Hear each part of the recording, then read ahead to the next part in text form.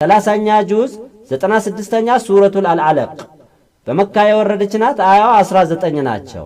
ቢስሚላሂር ረህማኒር ረሂም በአላህ ስም ፍጹም ርኅሩህ ፍጹም አዛኝ በሆነው اقرأ باسم ربك الذي خلق አንተ ነብይ ሆይ ያ ፍጥረታትን ሁሉ በፈጠረው በጌታህ ስም ቁርአንን አንብብ። خلق الإنسان من علق አላህ የሰው ልጅ በማህፀን ተንጠልጣይ በሆነው ከረጋ ደም ወይም ሽል ፈጠረው።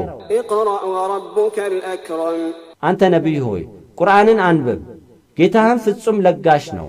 الذي علم بالقلم ያ ጌታህ አላህ ሰውን በብዕር መጽሐፍን አስተማረው። علم الإنسان ما لم يعلم አላህ ፍጹም እማያውቅ የነበረውን የሰው ልጅ ዕውቀት አስተማረው። كلا إن الإنسان ليطغى ክህደት ተገቢ አይደለም።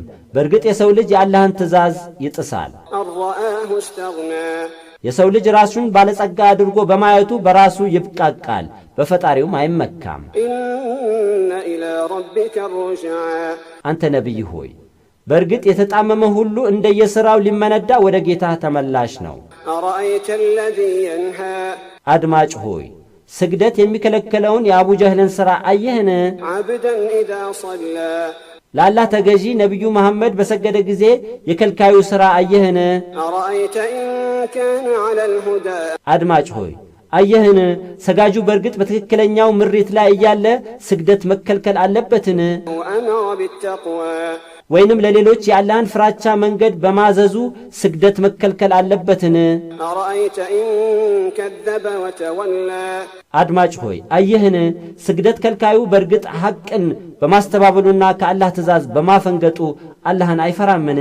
ألم يعلم بأن الله يرى ስግደት ከልካዩ መጥፎ በመስራቱ አላህ በእርግጥ እንደሚያየው አያውቅምን? كلا لئن لم ينته لنسفعا بالناصية ጉዳዩ ስግደት ከልካዩ እንደሚገምተው አይደለም። ከተንኮሉ ባይታቀብ አናቱን ቆንጥረን በመያዝ ጀሃነም እንከተዋለን። ناصية كاذبة خاطئة የስግደት ከልካዩ አናት ዋሾ ስህተተኛ የሆነች አናት ናት። فليدع ناديه ስግደት ከልካዩ ተንኮሉን እቀጥልበታለሁ ካለ ለእርዳታ ግብረ አበሮቹን ይጥራ።